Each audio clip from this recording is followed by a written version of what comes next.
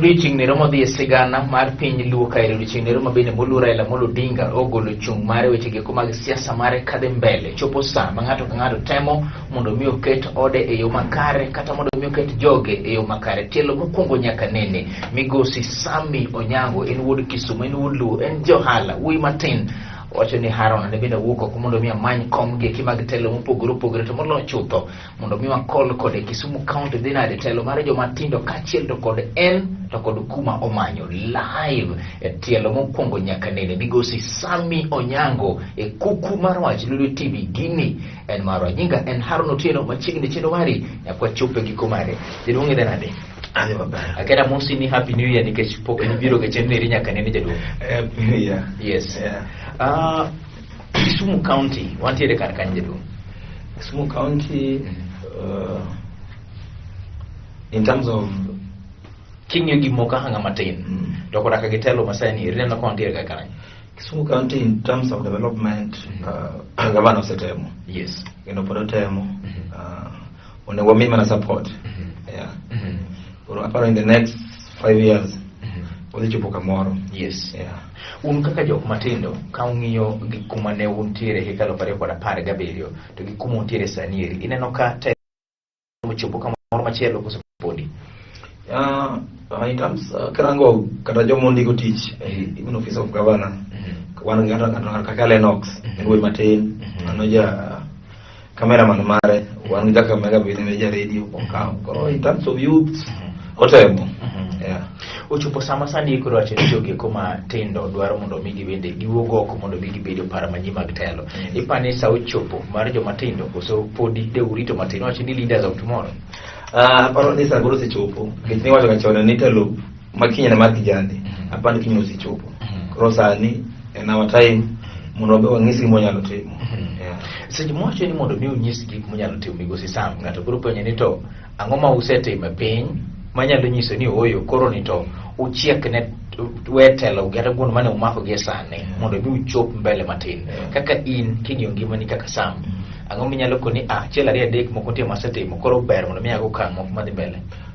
Higni mokalo I think 1 year ago Jan leadership ma Jua Kali na sibedo telo no for almost 8 years to wasitiyo kuma ne nitie munya kuma koro sani chopo ng'echo no Jua Kali en kuma ji matie gi joma rog joma gosomo joma goji to sani king'eyo Jua Kali en kama ni konya ka joma nigi degree kech wasegeli bwas chopo kanyo. Yeah. Mama ne gima ne dwa penjo dwoni nikech ng'ato ka ng'ito neno wuoyi mapod tin gocho ni higni 8 manyiso ni ichako bedo telo mar Jua Kali kuom thuolo mar manega mane? Chako telo bedo mar Jua Kali pa 2013. Yes. 2013 yeah. Kana witi kwa nati kutoka Kenya. Then kaka nyeto kuna chaka biasa mos ya dojo Jua Kali. Then dojo Jua Kali the angamero telo. Yes. So the following year about Jua Kali, Yes. I vied for chairmanship, no take, Yes. but na win. Kakana convince ji bayumbu. Gimana hizo kinwa the loko, no loko. Like in chon kumai kangata samaloto. To it go home to jikwa ngat makalo pesa ndara. So we said no watu kama chiel wano wito wanimege. Kono go big plan manyien. Ngato gotho to nyakwaranga way mwanya soka welfare maro. Kuranya I'm proud ni welfare manachako bimbele mabere. Yes. Welfare manachako dhimbele mabere abedo jatelo e Jua Kali kuom thuolo mar higni 8 manosekalo chien. Telo mar Gavana Nyong'o wacho ni osetiyo kendo ka pod kare kaka joma tindo gintiere kod nafas mambele. Owacho ni ohero telo dibe ni ma emiwuok oko mondo mi obendo tem manyo piny koso ang'o minyalo wacho wi telo masani matayo Railways Ward live e chenro mari mar kuku mar wach e Lulu TV nikech gini en marwa. Ang'o minyalo wacho e telo matayo Railways gi sani? Okang' osechopo kare. Telo masani tayo Railways. Ng'ato ng'eno wero mielo miende. Yes. Osetimo. Problem wan go kode ni priorities ne me upside down. Okay gima ji dwaro gi samani. Koro samoro timo mabeyo to timo gin samoro a wrong time. Timo go samarach. Then ogong'e needs mar Jua Kali wan ngene Railways wan gi units kaka kibiro Jua Kali. Yes. Me Jua Kali dwaro bore ma jobunga dwaro. Koro pogo bedo pej bunga ni jobunga dwaro ngo te Jua Kali dwaro ngo. Example Jua Kali sani wang'eny. Kinjo no an no buke kambe wadbiro Jua Kali. jibe wuok kuonde moko biro Jua Kali. So sani Jua Kali kende in Kisumu in the remaining sector mondiko ji mang'eny. Koro seche ma idil kodgi dwaro ni tim consultation maduong' ahinya. Mamano samoro kotim ino kaka samoro kelo gik moko to okokelo gima samoro nyalo miyo Jua Kali impact. Kesani pa mowuoyo ni Jua Kali onge space moromo ji ma ji nyalo tiye. Kata kalo kaje dilo kaje moko tiyo ndara jomoko wan mabira affected kabisa kana ndalo Mungu kanjo Mungu jikareru kocha waonge kumwatie. That's the main thing mathago Jua Kali. Kitoka samoro ni maana kodonj ino kodhi kelo samoro kata car wash machines, spraying machines. Then example like Jua Kali we have 14 units. So 14 units like where I come from okay. Adan let dana moro mawinjo ber 14 units ginango one Jua Kali beti muti one Jua Kali as a whole. Yes. Then one group be Jua Kali because Jua Kali duong. Yes. Koro no better subdivided into groups. Yes. Koro osave maber. Yes. Like Umabuke Lungo Somalia group. Yes. Which is the largest in Jua Kali. Umabuke Somalia base. Which is the largest with over almost 2,000 or 3,000. For example, the molecular was spraying machine. Yes. Kakaki alfario. Koro kaki do ati machine ni tech. Then jogi. Yes. Ikelo machine to kumagiti unge. Koro machine okumezi kane unge. But ebirni wide space miti mokwongo. Yes. Tero wagero kaka spraying base. So yes. Spraying base ni inyalo gorangi tiwiri nyawaru igorangi tiwiri nyawaru. But sama uwe kodini uonge kumwati. Because some iwacho ni units apar gang'wen. Yes. Achiel kene mar Somalia base NG alfario. Or more than 2,000. Is the Nyalo kala alfario. Nyalo kala alfario. Jua Kali achiel ma Kisumu ni. Yes. That a group. Jua Kali as a whole we are more than 10,000 people. Jua Kali is that. Goodness. Yes. Ukani gani kare Jua Kali nimla kama jito Jua Kali duonga besa. Emi ndiko jomang'eny. Yes. Tuponyo jomang'eny. Migosi Samson Chemi wacho ne Mheshimiwa David Arao poko keto priorities mage makare kata poko chiwo gik moko kaka ne odwaro. Ng'ato penjo tiri gimino ni public participation. To nikech public participation ni gimi biro te kawo paro maru kaka jopiny. Osebedi kikawo pachu to unema oluongu to unema okudhi koso se kawo pachu to gik mwacho no timno apoko timno. Somebody kawo pachwa but in like in area nani I don't think what you public participation. Kech kumatie before na when and German one watimu participation no dwaro low mwati mwacho no budget for do no story mingi mara sijilo Mama iga mani that is now 3 years mungu no biro no pesa kena do low pesa dog mara rion pesa dog. Then the third one to wacho ne manyo kamoro yo tota Kenya penye kocha. Yes. Bao chero nyakatika kurbo chako bugo. Yes. Then jo wacho no chimu pogo mashida wapenye to no watimu participation moro te yaso kacha. Yes. Bene wacho ni inyuno lo ngono timre. Yes. Bino story ni ne no dio yodo kanamba mari upugre moro no. So my question was one day nyulo sinyulo ana sinyulo. Before nyulo itero search timu ni search. Ko dugni search okinya tilo pungato bitim nyak bibuga kapo confirm no dupungana tie. Ng'ato bende bro challenge ni mano jatelo mawacho dieri modhika moto yudo ka lobno nitiere kod midhiero samoro nyalo biro chando koro koni oyo okadwa tero joga e kama dhi chando gi. To mi ere kam dero nyalo bete. Yes. And magi manegi manyo mokwongo bag wuogi mondo na approval marwa kaka wan jombe affected mondo nyewe. Then we approved it. Yes. Koro kwa se approve e ko dogo bange ni koro kendo lono na bupogre na bane pura the process manegi manye ma otimo dhie sasha negi yuro nying mane mopogre gi maini and ingeni en ngat mariek ke binge msio ke bena mofugo ngison before no gi yen koro manyo mano negi mane setimo search kata through county bedi department mar lands bose konyo gi boti mangono surveying koro okonyal wondo wani no yudo ka nyingo pogre. Yes. Seche mwacho ni ok nyal wuondo no yudo ka nyingo pogre. Be un jok mosekawo thuolo mar umbere koda ka GMC mar piny. Monyise ni wan kaka Jua Kali na wagombo ne magi ma kopogre kod en samo luong public participation. One personally kaka an yes. Ana things kana wachi lo. Niku matago Jua Kali madung now at now. Yes. In working space. Kwa sababu working space. Yes. Koro kala machines. Yes. But ngeno kinyala kelo changa munyo ni utanda. Tolo ni ninde oko. Kada mattress. Na nyoni mattress do mini ndio. Ndio mattress oko sende. Yes. Yes. Seche ma wachi ni ichalo ng'at maneno ka gima telo masani gimosetimo nuonge to ng'ato bende biro penjo ni to bende nitiere gimoro maber kata mana achiel kende minyalo wacho ni telo mar Mheshimiwa David Arao osetimo. Gima wacho ni ok nogo tim maber, Yes. shida mara ni priorities ni ma upside down. Okay. Otimo gik maber sawa. Yes. But otimo at the wrong time. Example, new machine. Yes. To kumikidi machine onge. Yes. Ere kaka kore konyo ji. But ebe ni new machine ka machine kane nitie. At the moment, angise kuma we are over 2000. Yes. Wali machine onyeno machine achiel ma spray. Yes. Kaki diti kode onge because wabed mopogore jomoko wa mamba, Yes. jomoko wa kure.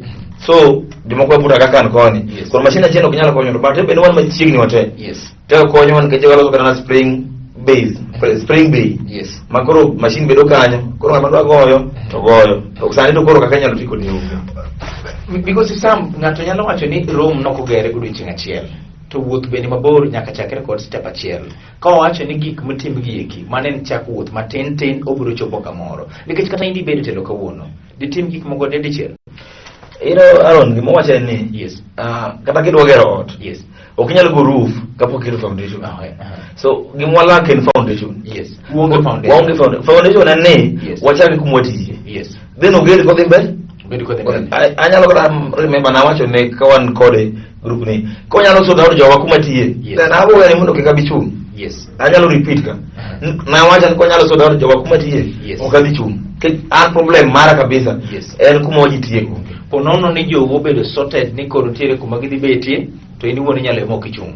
Because mane gima thaga ingani is not about ni nyaka tel. Yes. En about ni jowa nyaka bed sorted. Okay. Maka jowa nyaka bed sorted. Yes. To tell it's not life and death. Yes. Pod an gi chance. Yes. Anyalo wene to benadi. To tieko kata 2 terms. Yes. Then I take over. And pona chung gino nyaka sani. Nika jowa nyalo bed sorted wach kuma tiye. Yes. Then Pononi donjo Mheshimiwa mibedo Honorable Sam. As to in bende iweyo ng'iyo jua kali kende to iweyo kuonde mamoko mathengi. Ipani mano nyalo bedo telo mbele koso marach. Hold that thought. Live chendo mari mar kuku mar wache. Migosi Sam Onyango onyisa ni Haron an awuoko komuno mi amanye komniri mar Railways Ward sana nikech inyruok ma jua kali donje. Ponono ni en bende nyalo bedo komni eri. Ipano ni wang'e nyalo deo joge morwako wuochene magin jojua kali to nyalo weje mamoko koso tende nyalo bedo telo machalade skokad mane monyalo miyo Mheshimiwa David Arao kind nono nyaka chopo chiko live e telo mar mar chendu mari mar kuku mar wach nyinga en Haron Otieno.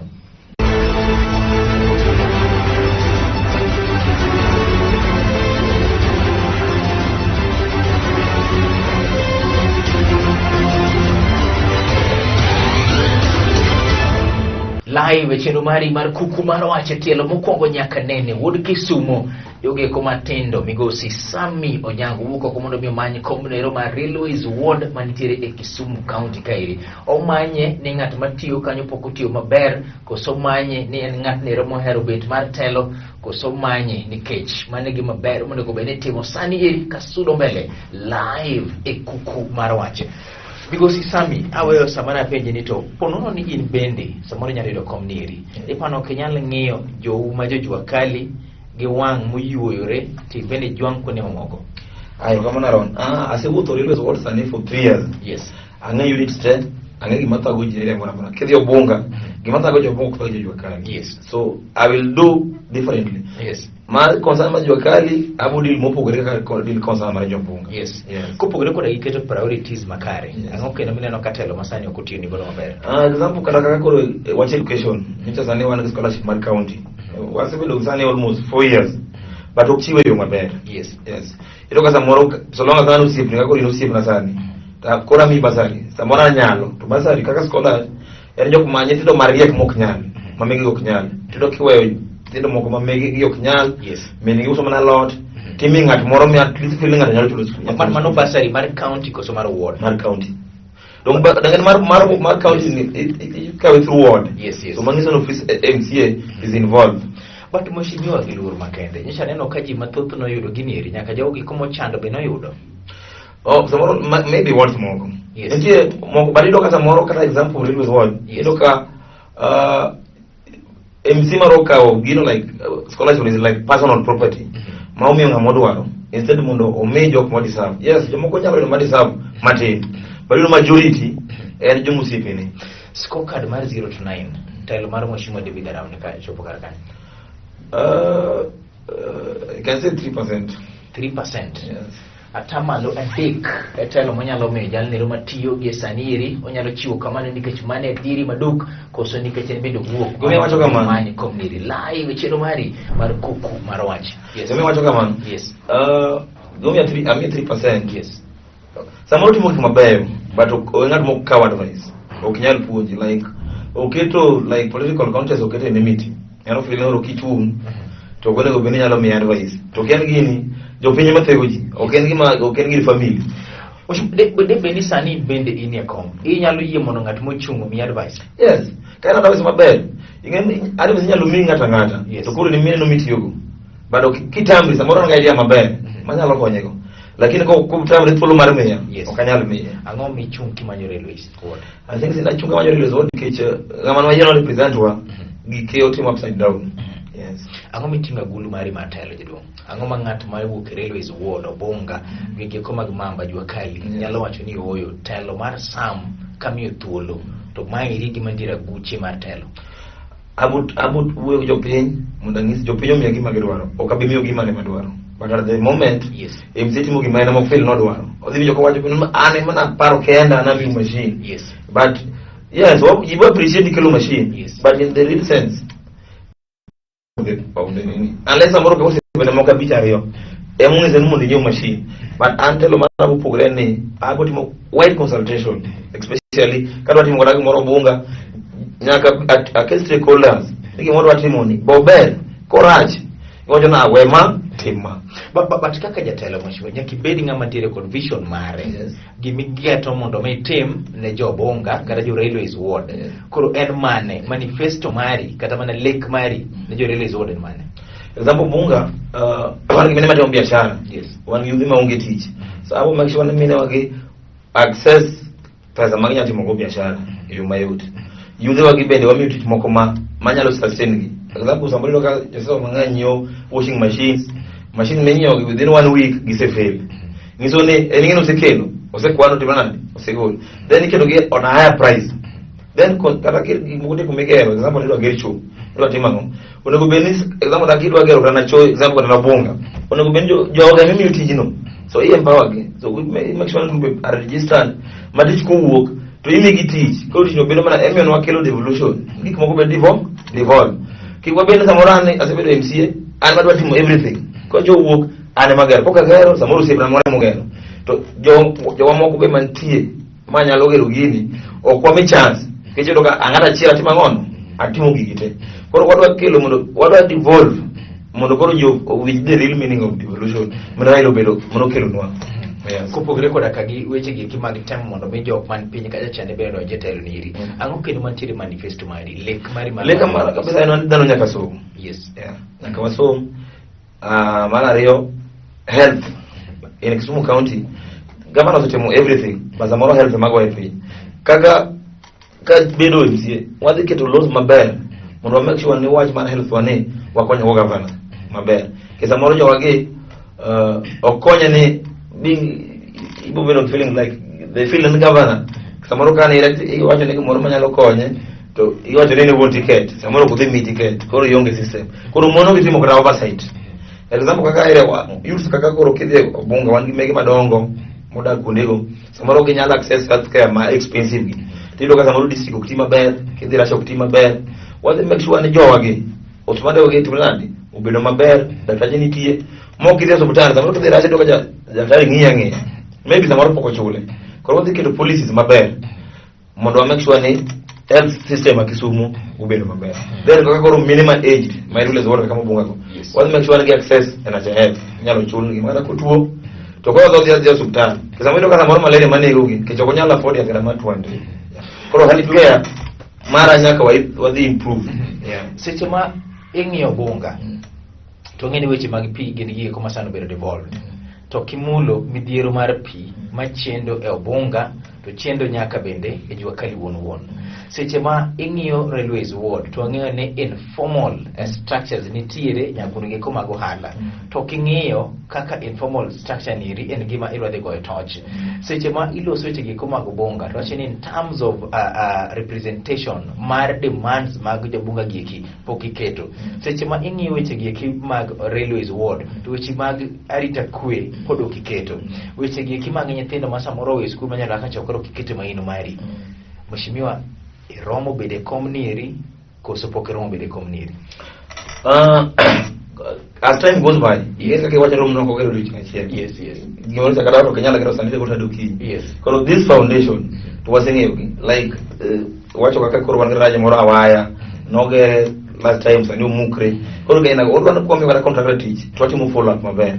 To being the moro wan contractors, mani gima yenyowa. Koro kasa moro kagero raja marach to kanyal overset myself. Kejane magere. But kakoro wamiyo ngat moro ma kada wamiyo samoro area kanyo, wamiyo yude mo kanyo mogere. Gimogere ngene manu girgi, koro nyaglose maber. Koro ado make sure natimo overset maber. Nigi county mikelo nwa. Sembe ipimo kod nyamin, benitiere gimoro misetimo kata kane pok ibede telo ni eri, kata kane pok ichung, minyalo kono oyo, asetemo loko ngima jo Railways Ward kama, koro ber mondo mi kom. Tigi misetimo koso podi. Hold that thought live. E chendo mari mar kuku mar wach migosi Sami Onyango, ochung mar mondo mi omany kom nero mar bedo MCA e Railways Ward Kisumu. Sembe ipimo kod nyamin, benitiere gimoro mosetimo ne jo Railways Ward kapok okete telo. Mademi wachi ni oyo romo ber mondo mikete telo. Tigi misetimo dela. Asitimo kibanga nyaron. Yes. Especially nyaka ncha COVID chakre. Ingene mine jomoko no riemb tich, jomoko ne ubed affected. As a time we empower immense moko mayaw gi biashara. Masa moro I'm happy moko sane ni maber. Many mayaw na mayaw gi personally. Okanyalo mention nyengi because there are many. But I say yaw gi be mane mnangera go zaidi. Rafu nyalo bedo jadi kama more than 20. Okay. More than 20. Then watch education. Sana kwa mshike nitenda para kwa uchia. Mi ponjo kaka sana with my personal money. Karaka uono ni yes from kati nya timuri school. Mabende yana Railways Ward. Koro wataje umangai. Kenako mine matatu ndogi mausa chapati ya ngogi. Samako dongano be samoro wa miyogi. Ngondo game power about themselves kechi. Corona no hinyo jimangai. Koro wataje umangai. To kinyalo tiyo ka ionge kom. Tango mi manyo kom. Donc beda konyo kanyo pinyoko nikech samoro iwe munya sayo sekero mogelwete to konyo kanyo gigi ka inoko ingene koro kazi kuja keche inyalo bedo go sawa ndio lakini okrom olana koro omengi mar county an natimo an example mo ke konego beni dikmoketimo because an achiwo example which means ka koro ayudo man kile process koro mabuke county ngiso na nyalo timo mo na man an example to Migosi Sami, waloso e sama nitiere gik mathoth mokalo matimore e lap neri mar siasa. Achiel kuom gin MCAs onego bedi koda kagi degree, achiel kuom gin onego bedi ward ka ward bedo koda kagi ward fund mare. Machielo bende mantiere en weche giki mag kedo thuolo no ero mar mondo mi office nero mar MCA bedo office nero ma neno maber. We achak gi paro mokwongo. Pachien nango mondo mi ward bedi koda kagi ward fund mare. Ward fund odhi konyowa nikech at least koro wadhi access pesa direct. Manzo seche mago budget mar ward kata ka wadhi kelo ma an gi pesa no chuth. Ing'eni sani to koro kokiwu maber samoro gi executive samoro ni kitabu. Koro ward fund no dhi konyowa zaidi. Kata wachiwo basari samoro bada koro Railways Ward wadhi chiwo basari kendwa independently ma koro wakalo through executive. Hapa no dhi konyowa kabisa. In terms of so many things monyalo konyowa. MCAs obedi gi degree koso gi bedi godo. So mobile. Yes, but I'm feeling I'm not against the degree, but I'm also my neighbor things on telo maber. Ite jomo kumange mo setelo wedigi. Maza moro beno kusomu. Koro ke tuon ngara samoro nafas mar telo, ke samoro ngaro feel ni okulis kundie. Yer ngato, degree samoro be nyiewo. Samoro ngaro nyiewo moro odhi yere go. Then okosavji, ere mudhi konyuwi. Koro na believe in service delivery. Ibe chungi party manager do. Na JDM. In fact, I'm a life member of ODM now 5 years. Okay. Yes. One can organize my ODM. Yes. Ponono the nominations gik moko bagore kodi. Inyalo we adwa part officials imekuwa. Yes. Especially Kisumu Central. Yes. Raila Amolo Odinga nyocha wacho ma party leader marwa. Ni gine nomination to be free and fair. Yes. Sida mwana go one part officials amoro midoka Gabriel oh ngane onge system ana kwa gini game press jite jo ODM jite support baba and emo maduong kabisa kata kwa mekwagi el presidency magara ila kwedo wana kwa yudo ungizo wadhi konye korona kwa gini wabedu ujo mafea kiko wacha ngane kuja party ngane kuja party agisi sana sebedo life ya ODM for 5 years ngizo ni asebedo kagiru party nonkamano to samoro kiti bado official video na ngane kuja ngane onge system ko system ni mata moro yenyoma to gani fair yes. Ni samoro jo mochungo kao nitie life after politics chieng' tich adek mar ariyo mar dwe mar aboro higa manyien 2022 ogo kura to in migosi Sami ibedo jatelo mar Railways Ward Chamuma ang'o midhi kuongo kete lweti mida kuongo timo ne japiny ka yuda ni mokuongo kitu ne lweta kama ang'o midhi kuongo timo ne jopiny eni kadonjo ni kaka example koro kuma ai kaka siwacho ni ang'e shida te kawa bunga nyaka jua kali shida mang'ego te madhi chako okay ng'ato dwa penjo ni to ok yudo kom nieri tich adek mar ariyo higa manyien 2022 mar aboro idhi timo ang'o kom ni obai kom ba to pod abuna move on vision na kaka do lomo yer maber manyalo winjo gik macha dwaro gi to wanyalo bedo go piny to timo kinyo kamera ne tir los kod Railways Ward ayo kamano kaka sewacho apanjo luto ng'eya an Sami Onyango ajariru akwa support maru ni kochopo chieng'no tumia support an Sami Onyango ajareru kochopo chieng'no ero to mondo mi umia support mago kweche na mano weche macho kod migosi Sami Onyango ochung' mar mondo mi omany komnero mar Railways Ward obro kelo ng'ata madwaro mani kodwaro moro amora matelo mondo mi giture go kodi mbaka to yiero no dongni mondo mi ine ni lwedo mar achwich anyalo dhi godo mbele makare koso lwedo mar acham mochopo sa mondo mi adhi godo mbele nyinga en Harun Otieno ero kama ni nyadendi Evelyn mani tiere kamera mokwongo nyadendi Dafin mantiere kamera mari kachelo kod agagi head of technical senior most Zerubabel mabe nentiere kare kama ni chuniri obedo kare kachelo kod inja neno mar Lulu TV ero kama na hinya to kod wendo migosi Sami Onyango kumkete el tiponiri mar Lulu TV nikech gini en marwa jaduong' aponi hayo maber chopo bed hayo maber riti makawuono ni bedo gutieno maber